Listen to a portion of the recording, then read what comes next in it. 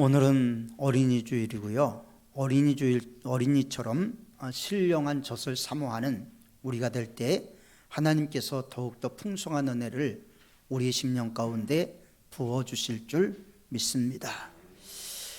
원래 오늘 설교를 사무엘이 어린 시절부터 이야기를 해서 사무엘을 중심으로 이야기를 나누려고 하다가 우리 교회에 아이들이 없고 또 여기 계시는 분들 가운데서 아이들이 없기 때문에 본문을 급하게 바꿔서 설교 준비를 다시 했습니다. 우리는 몸이 어리고 생각이 어린 자를 어린이라고 말을 하고요. 몸은 작지만 생각이 유치한 자를 아이라고 이야기를 합니다. 이 두 가지를 합쳐서 어린 아이 이렇게 이야기를 하는데 이 어린 아이라는 단어 속에는 미성숙함이라는 의미가 함께 내포되어 있습니다. 어린아이는 말과 행동과 생각이 때로는 유치하고 실수를 많이 합니다. 그런데 점점 나이가 먹어가면 실수도 줄어들고 유치함도 사라져 버리게 되죠. 그래서 점점 성숙되어 가는데 이 성숙되어 가는 과정 가운데서 성장이 온전하게 이루어지지 않을 때 문제가 되게 됩니다. 그래서 어떤 사람은 육체는 정상적으로 어른처럼 성장했는데 정신 연령은 초등학교 5학년 정도인 아이들도 있지요. 영혼이 자라야 되고 육체가 자라야 되고 가치관과 세계관과 인격이 자라야 되는데 겉만 자라고 속이 자라지 않는 경우에 문제가 생기게 되는 것입니다. 그럴 때는 인격과 도덕성, 내적 존재가 여전히 미숙아로 남아있는 그야말로 문제가 될 수밖에 없습니다. 그렇기 때문에 어린아이에게 운전대를 맡기지 않는 이유가 거기에 있죠. 술 취한 사람에게 총을 주면 문제가 되지 않겠습니까? 과연 얼마나 큰 문제가 생길지 우리는 예측할 수 있기 때문에 경제 성장과 더불어 정신 건강도 또 정신적인 문화도 함께 따라가야 되는데 우리나라에 대한 비판은 경제 성장은 참 좋아졌지만 정신 문화는 오히려 퇴보했다라는 비판을 많이 갖고 있습니다. 인류 역사를 보면 그렇게 찬란하게 꽃피었던 문명들이 있지요. 애굽이 있습니다. 로마가 있습니다. 그리스가 있습니다. 페르시아도 있었지요. 중국의 문명이 있고 인도의 문명이 있었습니다. 그런데 지금 그 문명들이 왜 다 무너졌습니까? 경제 문제 때문에 무너졌습니까? 먹고 살기 힘들고 어려워서 망한 것이 아니라 도덕적인 타락 때문에 폐허로 남아있다라는 것이 역사학자들의 증언이기도 하죠. 그래서 이에치카라는 유명한 역사학자들은 오늘날 현대인들의 가장 커다란 문제 중에 하나가 역사를 통해서 아무것도 배우려고 하지 않는 것이 문제다, 이렇게 지적을 하기도 했습니다. 가끔 책이나 사진을 보면 여러분들도 봤겠지만 폼페이 사진을 보게 되죠. 화려했던 곳이었습니다. 풍족했던 곳이었습니다. 그런데 이런 도시가 역사 속으로 까마득하게 사라져버리고 말았습니다.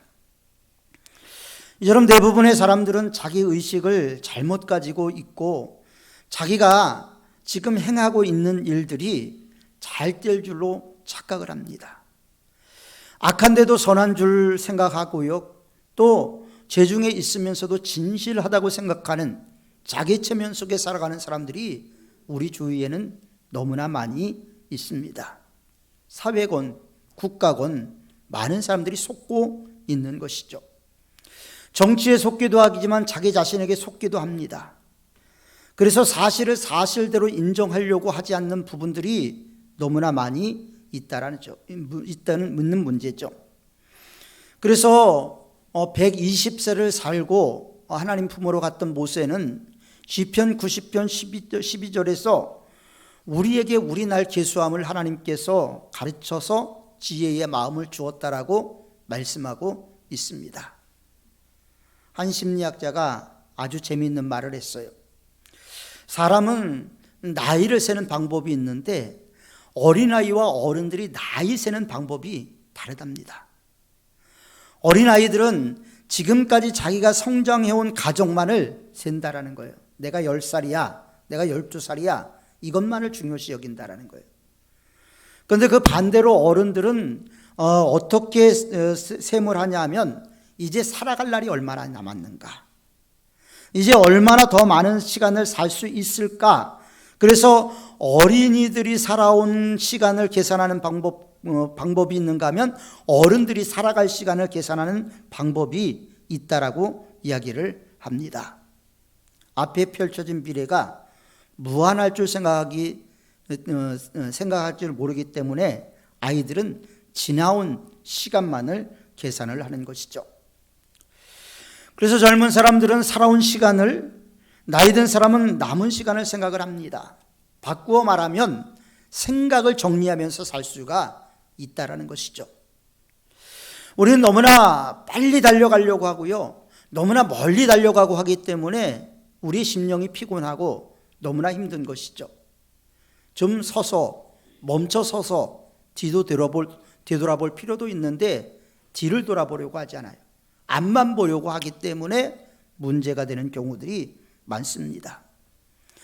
물론 앞을 보고 나가는 것 중요하지만 때로는 잠시 멈춰 서서 과거를 돌아볼 필요도 분명히 있다라는 것입니다. 나에게 얼마만큼의 생애가 남았는가도 중요하지만 걸어온 시간에 잘못된 것들을 다시 고쳐서 사는 것도 중요한 것이죠. 그래서 피레침을 발견한 프랭클이라는 분은 뭐라고 얘기를 했냐면 나에게 다시 한번 인생이 주어진다면 잘못된 부분을 고쳐서 다시 한번 살고 싶다.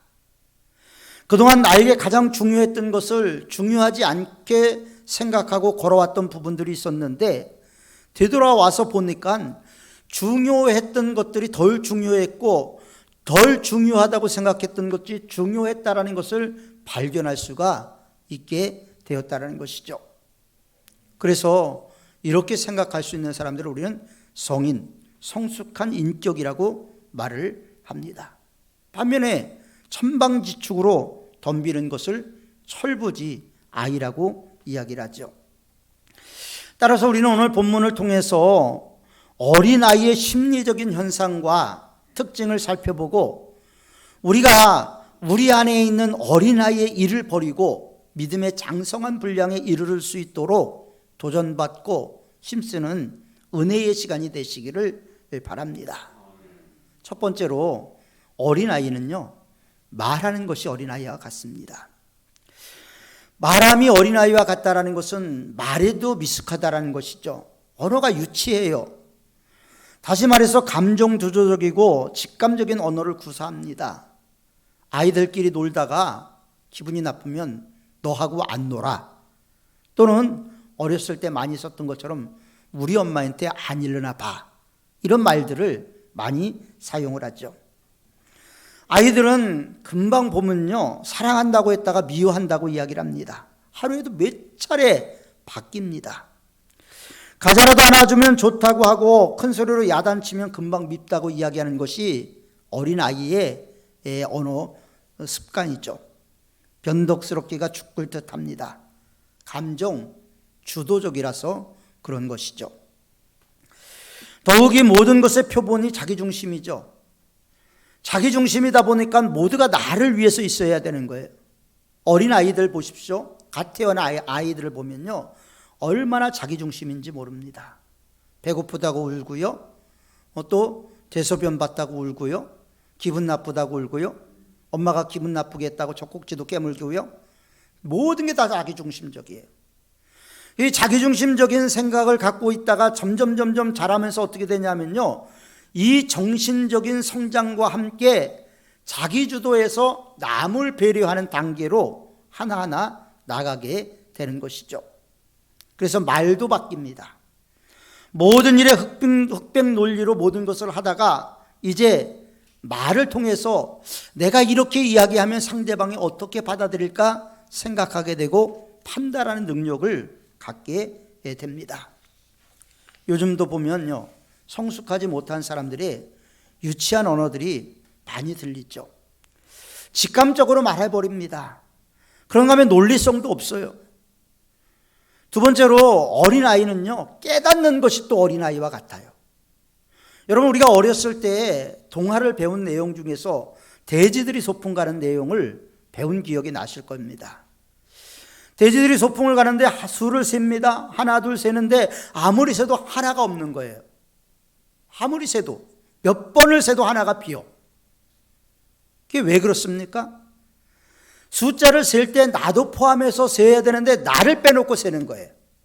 아무리 세도 하나가 부족한 게 자기를 뺐기 때문에 부족한 것인데, 어린아이들은 깨닫는 것이 어린아이와 같아서 이것이 주는 의미, 이것이 주는 교훈이 무엇인지 모릅니다. 그런데 성장을 하면서 너 자신을 잃지 말라, 너 자신을 꼭 기억해라, 이런 의미라는 것을 성장하면서 깨닫게 되는 것이죠.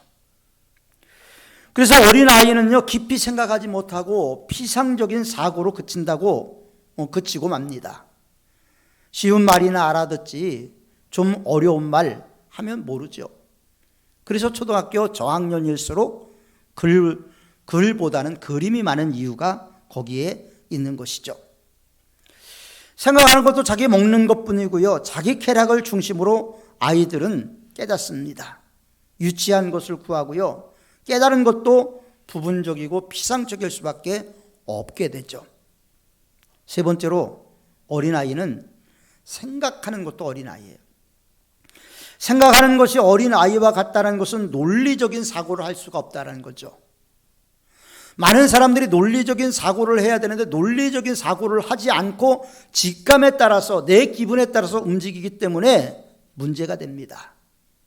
나폴레옹이 알프스산을 넘어가면서 이 산을 넘어가면 문제가 될 것이다라는 것을 그렇게 여러 번 이야기를 했대요. 그런데 그는 가감하게 알프스산을 넘어가다가 영국의 웰링턴 장군에 의해서 참패를 당하게 됩니다. 2차 세계대전이 일어났을 때 일본의 많은 지식인들이 더 이상의 확전은 안 된다, 진주만 공격은 안 된다라고 반대를 했답니다. 그럼에도 불구하고 일본은 진주만을 공격해왔고 결국 패망에 이르게 됐죠. 역사 속에서 이런 일들은 많습니다. 트로이 목마도 마찬가지죠. 트로이에 목마가 들어오면 트로이에 문제가 생긴다는 것을 알면서도 그들은 목마를 끌어들이고 목마 안에 숨어 있었던 군사들에 의해서 트로이는 멸망당하게 됩니다. 역사 속에서 생각하는 것이 어린아이와 같아서 망한 사례들이 많이 있습니다. 그래서 어린아이들은요, 자기중심적인 생각을 하게 돼요. 우리 아이들이 이제 초등학교 다닐 때 일이었습니다. 제 생일날 생일 선물을 사왔어요. 뭘 사왔는지 아십니까? 지우개하고 샤프하고 샤프 펜슬을 사왔어요. 연필심을 사왔어요. 자기들이 생각하는 게 어린아이 같으니까, 그것이 자기가 좋으니까 부모도 좋을 것이라고 그걸 사왔어요. 그런데 장성한 분량이 되니까요, 나이를 먹고 성장하니까 이제 어떻게 되냐면요, 올해 제 생일날 그 딸들이 각자 5만 원씩 통장에 입금을 시켜줬어요. 계좌이체를 해줬어요. 벌써 나이가 먹으면 바뀌어야 된다는 거죠. 그래서 선물을 고르는 것도 초등학교 수준에서 고르다가 이제는 다르게 바뀌는 것이죠. 더는 더 좋아하는 것에 대한 생각을 못하죠. 자기 본의대로 생각을 합니다. 그렇기 때문에 어린아이들을 우리는 미성숙하다라고 이야기하고 성숙하지 못하다고 말을 하게 되는 것이죠. 그러다 나이가 먹어가면 세계관을 갖게 되고 자기 인격이 형성되면서 자아가 아름답게 가꾸어지고 남들을 배려하는 모습이 되게 되면서 우리는 그 사람을 성인이라고 이야기를 하게 됩니다. 성인이 되면 말도 생각을 하잖아요. 이 말을 해서 오히려 나한테 마이너스가 되는 부분들도 있잖아요. 그런데 마이너스가 되면서도 그것을 이야기하는 성인들은 없죠. 나이가 먹어갈수록 우리는 성숙함에 이르게 되어야 하는 것입니다. 그래서 연대를 가리켜서 충동적인 시대라고 얘기를 합니다. 얼마나 많은 충동적인 일들이 일어납니까? 유치한 일들이 일어나요. 평소에 멀쩡했던 사람들이 갑자기 감정이 복받쳐서 멀쩡한 사람을 죽이기도 해요. 나랑 아무 상관이 없는 사람이에요. 기분이 나쁘다고 산불을 내기도 하고요. 기분이 나쁘다고 많은 사람들에게 해코지하는 모습을 우리가 종종 뉴스를 통해서 보고 있습니다. 순간을 이기지 못하고 충동적인 일 때문에 문제를 일으키는 거죠. 그래서 옛말에 참을 인자 세계면 살인도 면한다는 말을 한 게 그런 의도가 아니겠습니까? 또 우리 시대를 보면 편법이 많이 성행을 하고 있죠. 어린아이들은 원리 원칙을 모르기 때문에 편법을 하는데 어린아이와 같기 때문에 자꾸 원리 원칙을 멀리하려고 합니다. 교회 내에서도 원리 원칙이 사라져버린 게 얼마나 많은지 모릅니다. 정당한 길이라면 그 길이 멀더라도 돌아서렉도 가야 되는데 교회도 이제는 그렇지가 않다라는 거예요. 우리가 세상에서 나와서 주일날 예배 드리는 것과 우리가 나머지 시간 우리가 과연 세상 사람들과 무엇이 다를까요? 우리가 하나님의 백성이라고 이야기를 하지만 하나님의 백성으로서 우리의 정체성이 과연 무엇이 다른가 하는 것을 우리가 생각해 봐야 되지 않겠습니까? 우리는 신앙생활에서도 어린아이와 같은 일을 벗어내야 돼요. 어린아이들은 뭐예요? 주일 예배만 드리면 다 되는 줄 알아요. 하나님 그걸 원하는 게 아니에요. 신앙생활에서 하나님은 우리에게 대가를 원하고 계세요. 대가. 그냥 무임승차하는 신앙생활이 아니라 하나님께서는 우리에게 우리의 신앙이 성숙되고 우리의 신앙이 아름답고 우리의 신앙이 샤론의 꽃 예수 그리스도의 향기가 나오기를 원하고 계시고 그것을 위해서 우리가 대가를 치르기를 원하고 계신다라는 거예요.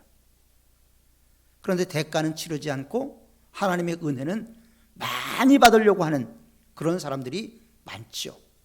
신앙에 미성숙한 사람들이 얼마나 많은지 모릅니다.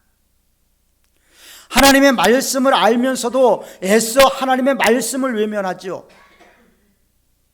하나님의 말씀의 근간, 하나님의 율법의 근간인 십계명도 우리가 잘 알고 있습니다. 모르는 게 아니에요. 그럼에도 불구하고 우리는 그것을 서슴없이 범하면서 나는 신앙인이라고 이야기를 해요. 교회에서 많은 분들이 직분을 갖고 있습니다. 목사의 직분도 있고요, 장로의 직분도 있고요, 안수집사의 직분도 있고 권사의 직분도 있습니다. 이 항존직이라고 얘기를 하죠. 그런데 항존직은요, 임직을 할 때 하나님 앞에 서언을 합니다. 서약을 해요. 누구한테 합니까? 하나님 앞에 한 거예요. 사람 앞에서 하는 것이 아니라 하나님 앞에서 하나님 내가 장로가 되면 안수집사가 되면 권사가 되면 나 하나님 앞에 이렇게 섬기겠습니다. 서약을 해요. 그런데 대부분이 보면 서약은 서약으로 끝나는 분인 게 너무나 많이 있다는 거죠. 이것에 대해서 하나님 어떻게 생각할까요? 하나님 아주 불쾌하게 여길 수 있다는 거죠. 하나님을 업신여기는 행위 아닙니까? 이게? 그러니까 성경은 하나님은 만홀히 여김을 받지 않는다고 말씀하세요. 만홀이라는 말을 개역개정에서는 업신여김을 받지 않는다. 우리 신앙을 한번 되돌아보십시오. 우리가 하나님의 영광을 드러 나타내면서 성숙한 믿음 생활하고 있습니까? 아니면 어린아이와 같이 내중심적인 신앙생활을 하고 있습니까? 신앙의 중심은 내가 되어서는 안 되는 거예요. 내가 신앙의 중심이 되면 그것은 하나님이 없는 거예요. 하나님이 중심이 될 때 하나님께서 그 보좌에 자정하시고 우리를 통치하고 우리를 다스리는 그런 모습이 되는 것이죠. 그래서 신앙에서도 어린아이의 일을 버려야 하는 것입니다. 사도 바울은 오늘 본문에서 성숙한 인격에 대해서 말하고 있어요. 거듭 말하고 있습니다. 온전한 것이 올 때는 부분적으로 하던 것이 패하리라. 온전한 것이 올 때가 무엇입니까? 우리가 하나님의 말씀을 깊이 할 때, 하나님의 더 큰 은혜를 받을 때, 하나님의 권능을 힘입을 때 우리는 온전한 것을 알게 된다는 거예요. 더 나아가서는 주님께서 천사장의 나팔 소리와 함께 이 땅에 강림하실 때 더 잘 알게 된다는 의미이기도 하죠. 그러므로 나를 버리고 하나님의 뜻을 받으며 자기중심적인 사고에서 벗어나 하나님의 뜻을 받아들이는 신앙이 필요한 거죠. 제가 신앙생활을 하면서 늘 되돌아보면 최고의 문제가 뭐냐면요, 문제거리가 뭐냐면요, 그것은 옆에 있는 성도들이 아니었다라는 거예요. 최고의 문제거리는 나 자신이었던 거예요. 내 신앙이, 내 자아가 하나님 앞에 나가는 것을 자꾸 막고 제한하고 하나님의 뜻을 역행하게 만드는 내 자아가 곧 문제였다는 것을 신앙생활을 하면 할수록 깨닫게 됩니다. 최고의 문제가 결국은 내 자신이었다는 거죠. 자기중심적인 신앙에서 벗어나야 되는데 그것이 우리를 지배하다 보니까 문제가 되고, 사도 바울은 그것에 대해서 뭐라고 말하냐면 육체의 소욕이라고 얘기를 했어요. 그건 하나님의 뜻하고는 관계가 없는 것이다. 육체의 소욕은 성령을 거스리고 성령의 소욕은 육체를 거스린다. 근데 우리 육체가 편안하다. 이것은 뭐예요? 우리가 지금 성령의 소욕을 거스리고 있다는 거죠. 참으로 안타까운 노도 아니겠습니까? 그래서 사도 바울은 이렇게 분명히 얘기하고 있어요. 어린아이의 일을 버렸노라. 어린아이의 일을 버렸다.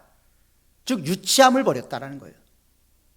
여러분, 사도 바울이 어떤 사람인지 아십니까?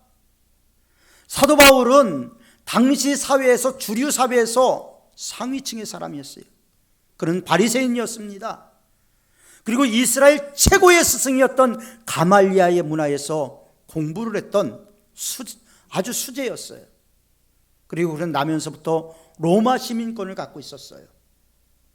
그가 얼마나 유능하고 그가 얼마나 탁월했으면 아그리빠 왕 앞에서 하나님을 대변할 때, 바울아, 네가 미쳤다.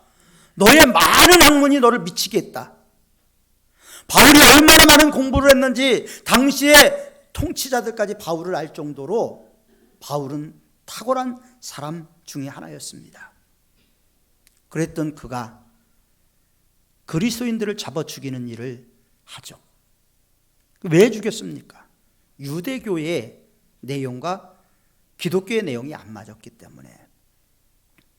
부분적으로 알다 보니까, 전체적인 것을 알지 못하다 보니까 이게 이 열심이 옳은 것으로 사도 바울은 알고 있었던 거죠. 그는 자기가 옳다라는 신념을 따라서 결국 어떻게 합니까? 다메섹까지 그리스도인들을 잡아 죽이기 위해서 가게 되죠. 그리고 다메섹에서 그는 극적으로 예수님을 만나게 됩니다. 예수님을 만나는 순간 사도 바울은 180도 바뀐 인생이 됐죠. 자기의 신념이 무너지고 자기의 신념 위에 하나님의 은혜가 임하면서 하나님을 위한 종으로 내 평생 하나님을 위해 살리라 결단하게 됐죠. 그리고 십자가만 자랑하겠다고 이야기하고요, 그리스도의 십자가 위에 모든 것을 다 배설물로 여기겠다라고 고백을 하게 됩니다. 사도 바울은 다메섹 이전에요, 말하는 것이 미숙했고 행동하는 것이 미숙했어요. 그런데 예수님을 인격적으로 만나고 나서 어떻게 됐습니까? 말하면서, 이해하면서, 생각하면서 성숙함이 드러 나타나기 시작을 한 거죠. 부분적으로 알던 것을 온전하게 알게 되었다는 거예요. 신앙생활이라는 것은 우리가 부분적으로 알고 있는 것을 온전하게 알기 위해서 힘쓰고 애쓰고 하나님의 은혜를 구하는 과정이라고 저는 생각을 합니다. 하나님의 은혜, 이것은 모든 사람들에게 주어진 것이죠. 그러나 그 은혜를 사모하는 사람에게는 더 크게 부어지게 되는 것이죠. 동물들은 자기를 변화시키지 못해요. 그러나 사람은 자기를 변화시킵니다. 주도적인 자기 변화를 통해서 하나님의 말씀을 가까이 하고 은혜의 보좌 앞으로 우리가 나가야 되지 않겠습니까? 하나님의 말씀에는 은혜의 보좌가 우리 앞에 있다고 분명히 말씀하시는데 거길 가려고 하지 않아요. 가령 주님께서 오실 때 우리의 모습은 어떨까요? 지금 이 순간 주님께서 천사장의 나팔소리와 함께 이 땅에 강림하신다면 우리는 과연 어떨까? 제가 아는 동생 목사 중에 800명 정도 출석하는 교회 담임 목사가 있는데 얼마 전에 통화를 하면서 그런 얘기를 했어요. 형님, 아무리 생각을 해도 우리 교회에서 교인들 가운데서 구원받을 사람이 10%나 될까? 물론 하나님이 결정하실 문제이긴 합니다. 하지만 신앙생활하는 거 보면 자기 열심, 자기의 그리고 형식적인 모습을 보면서 너무나 실망을 했다라는 이야기를 저에게 한 적이 있어요. 우리 신앙은요, 우리 중심을 벗어나야 돼요. 신앙이라는 것은 하나님 중심으로 가는 겁니다. 신앙생활인 것은 내 중심에서 하나님 중심으로 옮겨가는 거예요. 그런데 여전히 하나님을 믿노라고 하면서 내 안에 내가 중심이 됐다면 하나님은 내 바깥에 있는 거예요.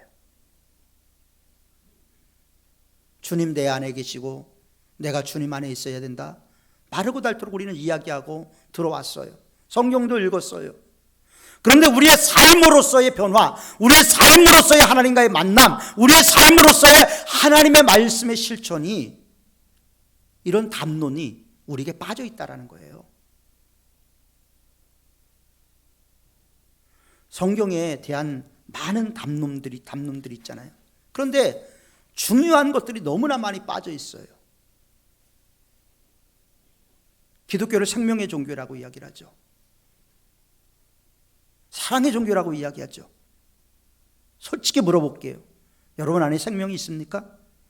여러분 안에 사랑이 있습니까?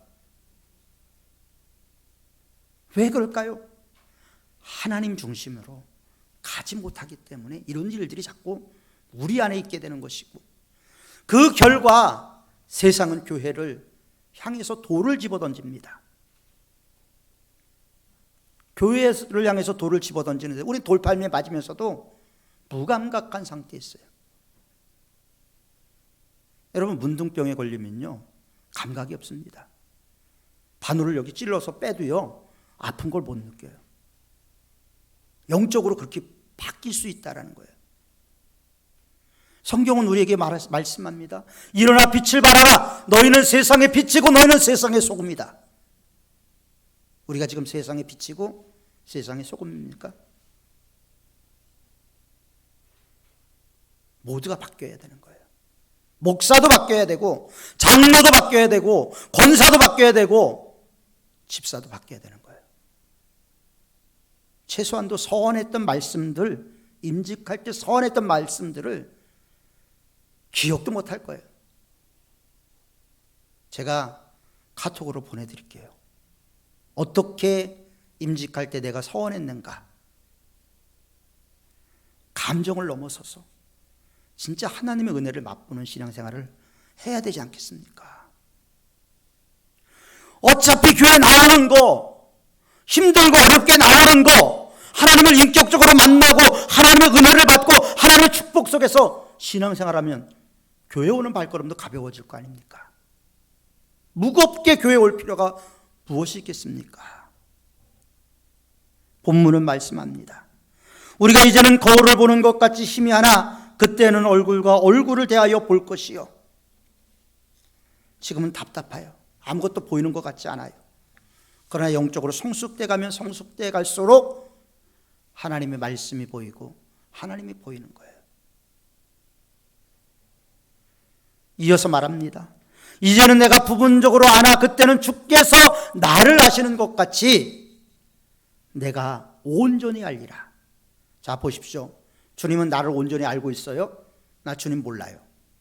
그때가 되면 온전히 알지만 그 온전히 알기 위해서는 우리가 온전히 알도록 계속해서 기도하고 말씀을 묵상하고 선한 행동을 쌓고 하나님의 은혜 가운데서 말씀을 지켜나가는 것이 필요하다는 거죠. 부모와 자식 간에 이런 얘기를 해요. 내가 더 오래 살고 경험이 많으니까 내 말을 들어라. 자녀 입장에서 뭐라고 얘기를 해요? 내가 나를 더 잘 알아요. 내 일은 내가 책임져요. 남의 집 얘기가 아니고 우리 집 얘기예요. 내 일은 내가 더 잘 안다라는 거예요. 내가 나를 완전히 잘한다라고 생각하는 건 착각입니다. 나는 나를 몰라요. 주님께서 나를 아십니다. 내가 나를 아는 것보다 주님께서 나를 더 많이 알고 계시다라는 거예요. 그런데 그분을 인격적으로 만나는 신앙생활이 우리에게 필요한 거죠. 여러분, 죽느냐 사느냐 문제라면 여러분들이 이렇게 미지근하게 신앙생활 하진 않을 거예요. 내가 병이 들려서 당장 죽게 된다면 오늘이라도 보따리 싸들고 산기도를 가든지 기도원을 가든지 가지 않겠습니까? 완전한 지식은 우리 주님 한 분밖에 없습니다. 따라서 하나님의 사랑을 믿고 의지하고 그 사랑 안에 거하는 저와 여러분들이 되시기를 바랍니다. 내 생각으로 판단하려고 하지 말아요. 내 생각 속에 하나님을 가두려고 하지 말아요. 내 생각 속에 하나님을 가두고 신앙생활하는 것은 바벨탑을 쌓는 것과 다르지 않습니다. 똑같습니다. 그들도 바벨탑 안에 하나님을 가두려고 했어요. 문제는 우리의 신앙의 미성숙입니다. 이해가 부족하고 자기 척도에 매여 있어서 교만적이고 독선적인 부분이 있다는 거죠. 내가 중심이 되면 불만도 많습니다. 내가 중심이 되니까 불만이 많아요. 왜? 내가 보니까 저것도 문제고 저것도 문제고 저것도 문제고 다 문제만 보여요. 그런데 하나님의 은혜로 보면요, 저분도 귀하고 이분도 귀하고 모두가 다 귀하게 여겨지는 거예요. 어른이 된다는 것이 도대체 뭡니까? 나이가 먹어가면 어른이 되는 걸까요? 심리학에서는 타인의 존재를 인정하는 게 어른이라고 얘기를 해요. 타인의 존재를 인정하는 거예요. 저 사람은 저래서 이런 얘기를 하는구나. 저 사람은 삶에 어려움이 있어서 이렇게 좀 경우에 없는 것 같지만 이런 말을 하는구나. 이해를 해주는 거죠. 이 안에서 사랑이 나오는 거 아닙니까? 이 안에서 나눔이 있는 것 아니겠습니까? 우리는 지금까지 받는 즐거움으로 살았지만 이제 주는 기쁨으로 살아야 된다는 거예요. 지금까지 내가 좋아하는 사람들만 사랑했지만 이제 그게 아니라는 거죠. 직분을 맡으면 맡을수록 더 큰 책임과 헌신이 요구가 되게 됩니다. 일제시대 때 김희독립 선언이 있었죠. 그때 민족 대표 33인이 있었습니다. 기독교인이 16명이었죠. 기독교인 16명 중에서 리더가 길선주 목사님이었습니다. 근데 길선주 목사님 판단에 천도교를 끌어들이지 않으면 국민적인 힘이 안 따라올 거라는 판단이 내려졌어요. 그래서 손병희 선생한테 대표 자리를 양보했다고 합니다. 주위에서 얘기를 했어요. 아니, 힘도 없는 천도교가 대표를 한다는 게 말이 됩니까? 그러자 손병희 선생이 그렇게 얘기를 했대요. 길선주 목사님이 이렇게 얘기했대요. 위로 갈수록 가장 먼저 죽는 거야. 이 죽는 순서야. 그만큼 책임이 무겁다라는 걸 얘기를 하는 거죠. 우리는 일시적인 것보다 영원한 것을 사모하는 사람들입니다. 상대적인 것보다 절대적인 것을 사모하는 사람들입니다. 진짜 하나님의 은혜, 말로만이 아니라 그 하나님의 은혜가 내 안에서 파도치고 하나님의 은혜가 내 안에서 강물처럼 흘러내릴 수 있도록 말씀으로 돌아가고 기도로 돌아가고 은혜로 돌아가고 하나님의 역사를 사모하는 우리가 될 때 어린아이를 버리고 믿음의 장성한 분량, 내 중심의 신앙에서 하나님 중심의 신앙으로 옮겨갈 때 우리의 신앙이 성령의 9가지 열매가 맺히고 나를 봄으로 인해서 장로님 같으면, 권사님 같으면, 집사님 같으면 그 믿는 하나님 나도 믿어보겠습니다. 이런 은혜가 있지 않겠습니까? 나는 당신이 믿는 예수 안 믿어! 이게 아니고 장로님처럼 믿으니, 권사님처럼 믿으니, 집사님처럼 믿으니, 나도 그 예수님 믿어보고 싶습니다. 이렇게 이야기하는 게 되지 않겠습니까? 하나님은 우리가 이런 걸 하기를 원하고 계시는 거예요. 우리가 이렇게 변화되기를 원하고 계시는 거예요.